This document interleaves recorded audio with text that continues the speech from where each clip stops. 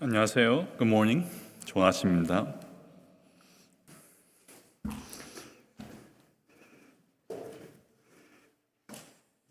교회에서 모여서 하나님을 예배할 수 있는 게 참 좋은 아침이죠. 제가 오늘 하나님 말씀을 오늘 전할 건데요. 제 목소리나 제 음성이 아니라 하나님의 음성을 듣기를 기도합니다. 저는 매년 겨울 담임 목사님과 비전 트립을 다녀옵니다. 담임 목사님께서 새해 교회 비전과 방향을 나눠주시고 저도 영어부를 생각하며 기도하는 시간을 갖습니다. 2025년에 교회에 주신 비전은 누가복음 12장 32절 말씀입니다. 너희 아버지께서 그 나라를 너희에게 주시기를 기뻐하시느니라. 이 말씀을 잘 이해하려면 그 전에 상황부터 예수님의 말씀을 이해할 필요가 있습니다. 그러므로 오늘 읽은 본문은 누가복음 12장 32절이지만 13절부터 21절, 22절부터 30절, 그리고 31절부터 32절까지 크게 세 가지 순서로 하나님 말씀을 전하겠습니다. 먼저 13절부터 21절입니다. 예수님이 많은 사람들에게 진리를 가르치고 계셨습니다. 그중 한 사람이 예수님께 갑자기 요청합니다. 선생님, 내 형을 명하여 유산을 나와 나누게 하소서. 많은 사람들이 있었고 예수님이 가르치고 계셨습니다. 그런데도 갑자기 목소리 낸 것을 보면 그만큼 그는 마음이 급했던 것 같습니다. 그가 가진 문제는 아버지가 남기신 유산을 형과 나누는 일이었습니다. 보통 나이 많은 형제가 유산을 더 받기 때문에 동생으로서 유산을 나누는 방식이 마음에 들지 않았던 것 같습니다. 그런데 그의 요청을 가만히 보면 그의 관심은 예수님의 가르친 내용보다 예수님께서 자신의 문제를 해결해 주실 것에 있다는 것을 알 수 있습니다. 예수님이 가르치시던 내용과는 상관없는 이야기를 하고 있습니다. 예수님의 권위와 능력을 자신의 문제 해결을 위해 사용하는 데 관심이 있습니다. 그의 요청을 듣고 예수님이 말씀하십니다. 누가 나를 너희의 재판장이나 물건 나누는 자로 세웠느냐? 예수 그리스도는 이 땅의 심판자가 맞습니다. 그러나 산자와 죽은 자를 심판하는 분이시지 사람들이 해결을 원하는 문제들의 재판관이나 해결사로 오신 분이 아닙니다. 예수님의 관심은 형제가 유산을 각각 얼마 받는지가 아니라 하나님 나라를 선포하는 데 있었습니다. 예수님은 모두가 듣는 데서 이렇게 말씀하십니다. 삼가 모든 탐심을 물리치라. 사람의 생명이 그 소유에 넉넉한 데 있지 아니하니라. 먼저 예수님이 탐심을 언급하셨다는 것은 그 요청이 지나친 욕심에서 나왔다는 걸 보여줍니다. 탐심은 하나님께서 각자에게 허락하신 것이 있음에도 불구하고 다른 사람의 것을 탐하는 마음입니다. 다르게 말하면 탐심은 만족의 반대입니다. 하나님께서 주신 것을 만족하지 않고 더 많은 것을 원하는 마음 상태입니다. 성경에서 탐심은 죄라고 말합니다. 십계명의 마지막 계명에도 탐하지 말라고 나옵니다. 탐심에 대하여 예수님은 삼가 모든 탐심을 물리치라고 명령하십니다. 영어 성경에는 이렇게 되어 있습니다. Take care and be on your guard against all covetousness. 모든 탐심을 조심하고 경계하라는 겁니다. 지나친 욕심, 만족하지 않는 마음 상태를 조심하고 경계해야 합니다. 이어서 왜 탐심이 우리에게 아무 소용이 없는지 말씀해 주십니다. 그 이유는 사람의 생명이 소유에 넉넉한 데 있지 않기 때문입니다. 이것을 더 자세히 가르쳐 주시기 위해 한 부자 이야기를 들려주십니다. 그 이야기 속 부자는 첫째, 욕심이 많았습니다. 많이 가졌어도 더 원했습니다. 둘째, 이기적이었습니다. 자신의 풍족함을 나누는 모습을 찾아볼 수가 없습니다. 셋째, 어리석었습니다. 창고에 모은 소유물이 자신을 지켜줄 거라고 믿었습니다. 하나님께서 이 부자를 향해 말씀하십니다. 어리석은 자여, 오늘 밤에 너의 영혼을 도로 찾으리니 그러면 너의 준비한 것이 누구의 것이 되겠느냐? 자기를 위하여 재물을 쌓아두고 하나님께 대하여 부여하지 못한 자는 어리석은 부자와 같은 결말을 보게 됩니다. 이야기 속 부자는 예수님이 사시던 시대에도 그리고 오늘날에도 쉽게 찾아볼 수 있습니다. 나이가 적든 많든 많은 사람들이 이런 모습으로 살아갑니다. 어떻게 하면 소유를 더 누릴 수 있을까 고민하고 가진 것을 이웃에게 나누기 어려워하고 결정적으로 내가 모은 것이 나의 미래를 책임져 줄 거라 생각하고 안심합니다.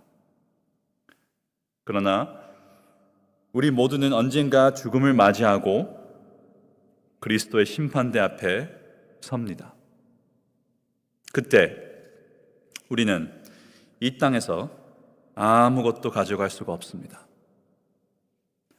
누가복음 12장 13절부터 21절 예수님 말씀은 우리의 탐심과 이 땅에서 소유의 결과를 보여줍니다. 22절부터 예수님은 더 깊이 말씀을 이어가십니다. 그런데 22절 시작이 특별합니다. 또 제자들에게 이르시대로 시작합니다. 함께 가르침을 듣고 있던 많은 사람들 앞에 두고도 꼭 집어서 제자들에게 말씀하십니다. 제자들은 예수님을 따르며 배우며 항상 같이 있었던 제자들이었기에 예수님 마음은 언제나 제자들에게 향했습니다. 사랑하는 제자들에게 하고 싶으셨던 말씀이 무엇일까요? 또 제자들에게 이르시되 그러므로 내가 너희에게 이르노니 너의 목숨을 위하여 무엇을 먹을까 몸을 위하여 무엇을 입힐까 염려하지 말라. 시대와 상관없이 사람들은 먹는 것, 입는 것, 사는 곳, 살아가는데 필요한 것들을 항상 생각합니다. 이 땅을 살아갈 때 당연한 모습입니다. 그러나 이것을 많이 생각하면 염려가 생기고 욕심이 생기고 영원한 생명과 상관없는 일들에 집중하며 지냅니다. 제자들이 모든 것을 뒤로 하고 예수님을 따르지만 마음 한편에는 항상 먹고 사는 것에 대한 미래에 대한 생각으로 염려와 욕심이 자리했을 겁니다. 이것이 앞으로 하나님 나라를 선포할 제자들에게 큰 방해라는 것을 예수님은 아셨습니다. 한 가지 중요한 포인트는 염려와 불안이 탐심과 욕심을 일으킨다는 겁니다. 예수님께 자신의 문제를 해결해 달라고 요청한 사람도 그 사람에게 있어서 유산은 앞으로 먹고 사는 문제가 달린 것이었습니다. 그러므로 유산 나누는 것을 해결해 달라는 그의 마음에는 담심을 일으키는 근본적인 염려의 문제가 있었습니다. 어리석은 부자도 마찬가지입니다. 그가 창고에 물건을 많이 쌓아두고 스스로에게 하는 말이 있습니다. 내 영혼아, 여러 쓸 물건을 많이 쌓아두었으니 평안히 쉬고 먹고 마시고 즐거워하자. 부자도 자신의 미래에 대해서 안심할 수 있는 이유를 찾고 싶어 했고, 그렇게 찾은 것이 창고에 가득한 소유물이었습니다. 인간의 마음 깊은 곳에는 항상 불안, 염려, 두려움이 있습니다. 타락한 인간은 불안해하며 사는 존재라는 것을 예수님은 잘 아십니다. 그러므로 우리의 마음 깊은 곳을 아시는 예수님은 염려하지 말라고 명령하십니다. 명령만 하시지 않고 우리가 염려하지 않아도 되는 이유를 리마인드 해주십니다. 까마귀를 생각하라. 백합화를 생각하여 보라. 까마귀를 먹이시고 백합화를 입히시는 하나님이 그보다 귀한 우리를 돌보신다는 것을 생각하게 하십니다. 2주 전에 설교를 준비하며 이 부분을 읽을 때 저는 모든 것을 멈추고 한동안 말씀에 머물리며 하나님을 찬양했습니다. 제가 좋아하는 애니메이션 영화 마지막에 이런 장면이 나옵니다. 시니컬하고 날카롭기로 유명한 요리 심사위원이 주인공이 만든 요리를 맛보고 옛날에 엄마가 해주시던 음식을 떠올리게 됩니다. 이성적이고 차갑기만 하던 그의 눈이 번쩍 떠지고 어린아이처럼 웃으며 기뻐하는 장면입니다. 때로는 설교를 준비하는 저의 모습이 너무 긴장되어 있고 기계적이고 건조하다고 느낄 때가 있습니다. 그러나 까마귀를 먹이시고 백합화를 입히시는 하나님이 그보다 귀한 나를 돌보신다는 말씀이 기계적으로 설교를 준비하던 저를 멈추게 했습니다. 저는 그 순간에 오래전 엄마가 해주시던 음식 맛을 발견하고 어린아이와 같이 기뻐하던 영화 속 그 사람 같았습니다. 그리고 20년 전 저의 모습이 기억났습니다. 제가 대학생이 되고 얼마 후에 부모님은 이혼을 하셨습니다. 집안 상황이 많이 힘들어져 다니던 대학교를 그만두고 4년 동안 이 일, 저 일 하며 돈을 벌어야 했습니다. 새벽 4시에도 일하고 밤늦게까지도 일했습니다.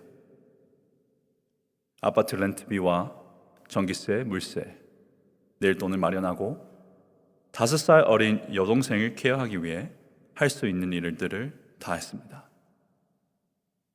그 당시에 저는 예수님을 믿고 있었지만 신앙을 가진 지 얼마 안 됐기 때문에 영적으로 성숙하지 않았습니다. 저는 하나님은 나를 케어하시지 않는구나, 이 생각을 참 많이 했습니다.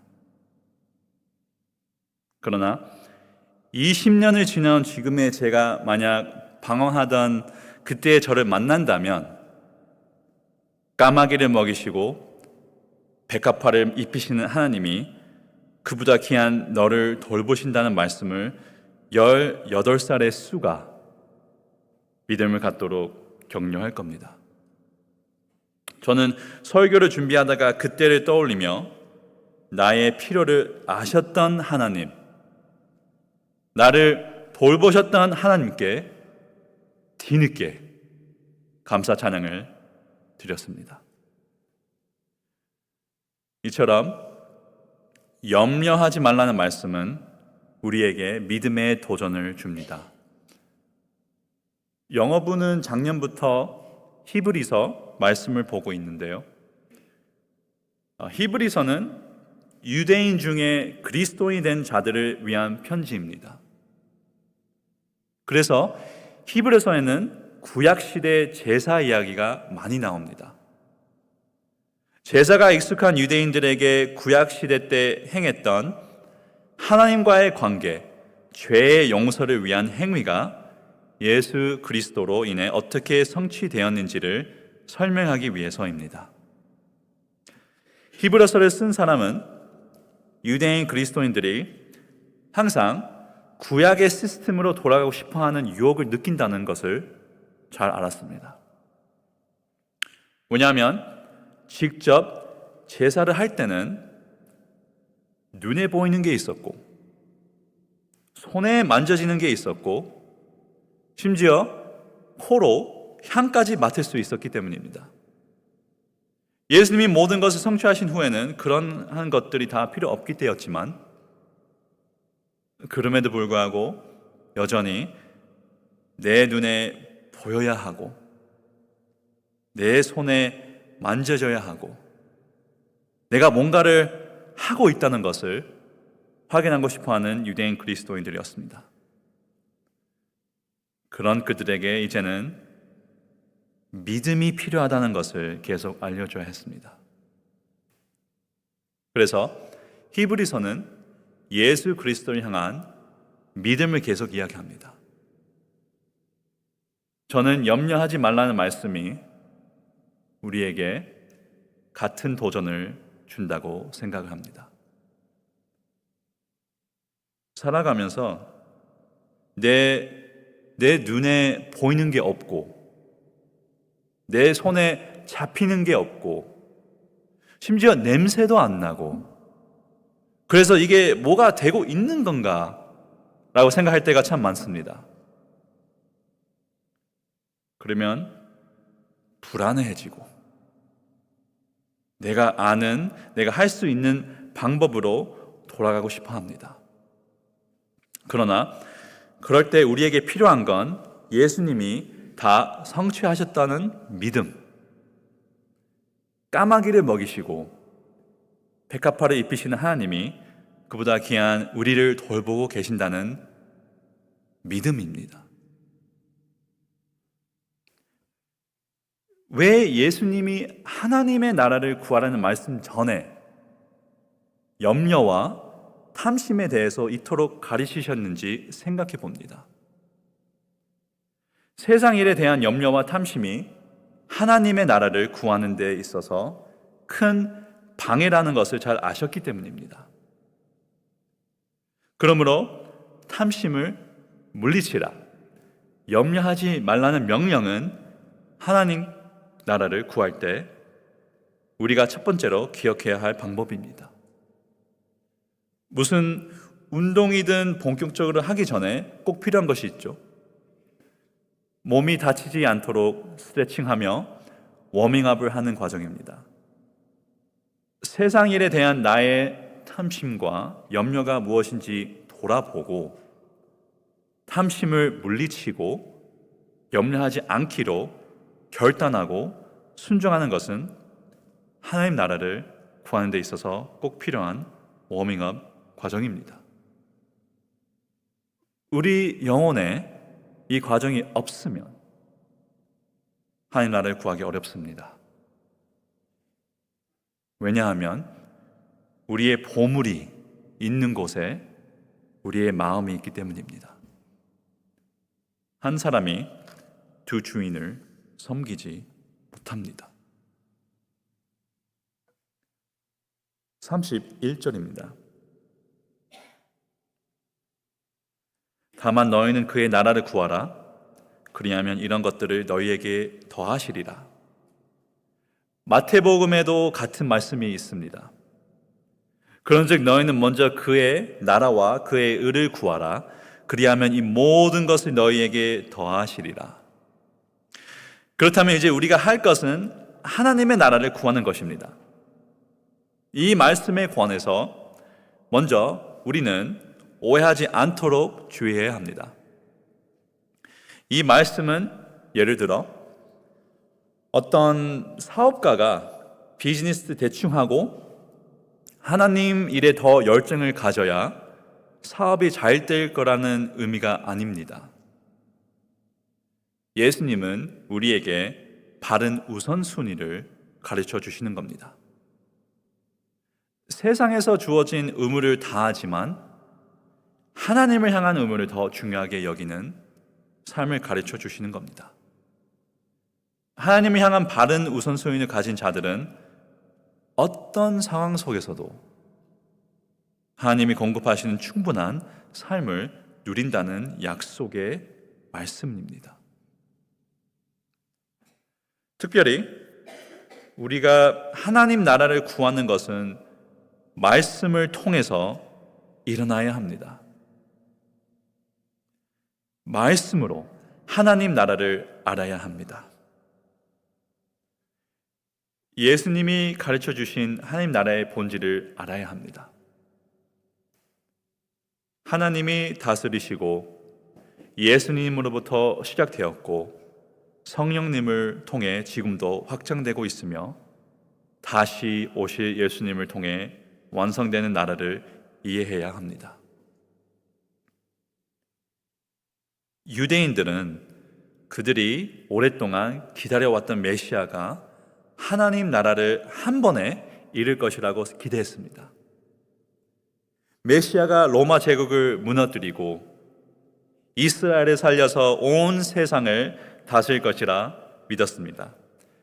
이 기대와 믿음으로 예수님을 세상의 왕으로 세우고 싶어 했지만 예수님이 그것을 받아들이시지 않아 혼란스러워했습니다.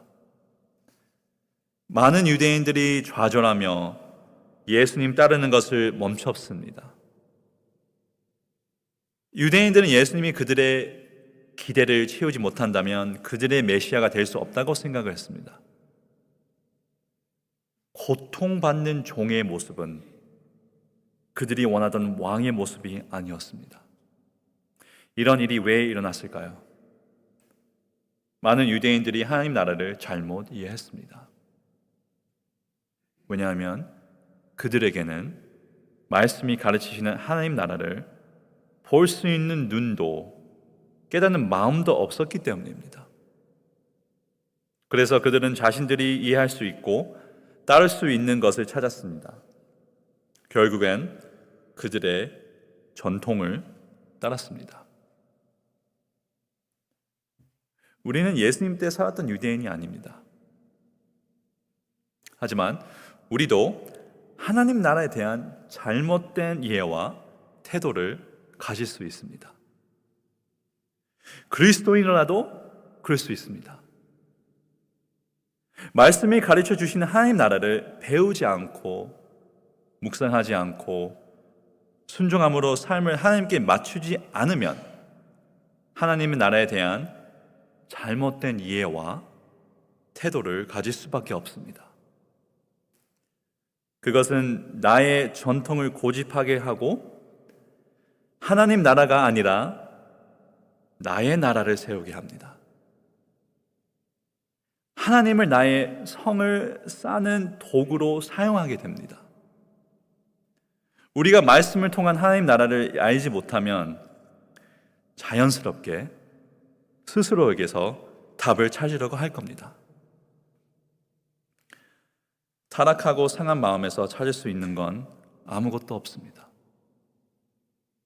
말씀을 통하는 것만이 가장 안전한 길입니다. 하나님 나라에 대한 잘못된 이해와 태도는 심지어 교회 안에서도 일어날 수 있습니다.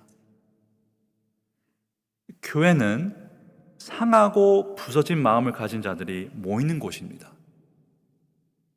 그러므로 교회 안에 여러 모임과 관계들이 하나님 말씀에 진지하지 않으면 쉽게 우리만의 나라를 세우게 됩니다. 그럴 땐 서로를 믿음의 동력자가 아니라 경쟁자로 보게 됩니다. 교회에서 우리의 나라를 세우는 일은 다양한 모습으로 나타날 수 있습니다. 물론 우리 중에 누구도 우리 나라를 세우자 라고 말할 사람은 아무도 없습니다. 교회의 유익과 하나님의 영광을 위한 것이라고 말할 뿐입니다. 그러나 하나님 말씀이 중심이 되지 않으면 우리의 열심이 하나님의 나라가 아니라 우리의 나라를 위한 것이 될 수 있습니다. 하나님 말씀이 중심이 되지 않으면 우리는 교회 안에서도 하나님 나라 세우는 길을 잃어버릴 수 있습니다.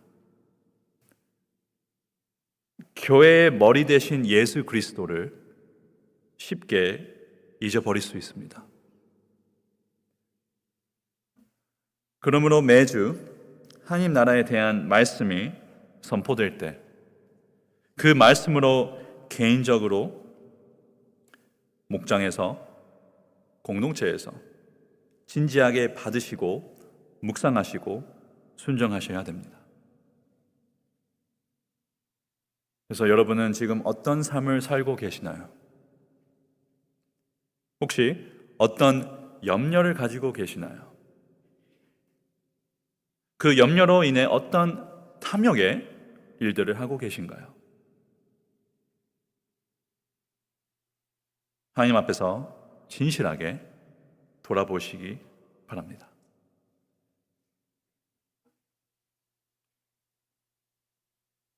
적은 무리여 무서워 말라. 너희 아버지께서 그 나라를 너희에게 주시기를 기뻐하시느니라. 적은 무리는 믿는 자들입니다.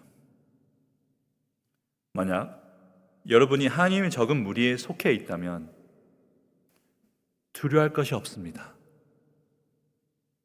다만 말씀으로 하나님의 나라를 배우고 이해하며 하나님의 나라를 구하시기를 바랍니다. 이 일이 개인뿐 아니라 가정에서, 직장에서, 학교에서, 목장에서, 공동체에서, 교회에서 함께 일어나기를 바랍니다. 기도하겠습니다.